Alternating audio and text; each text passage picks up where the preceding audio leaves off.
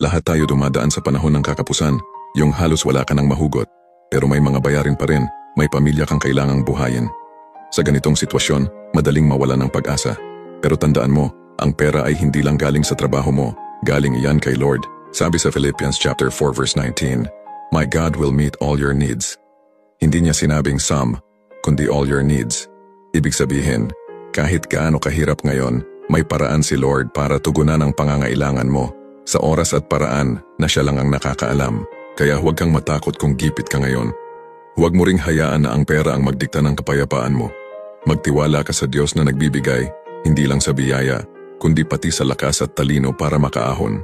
Ang sekreto, maging tapat, maging masipag at manatiling may pananampalataya. Dahil kapag si Lord ang sentro ng pananalapi mo, kahit maliit ang hawak mo, sapat yan. At sa dulo, mararanasan mo na hindi kailanman nagkukulang ang Diyos.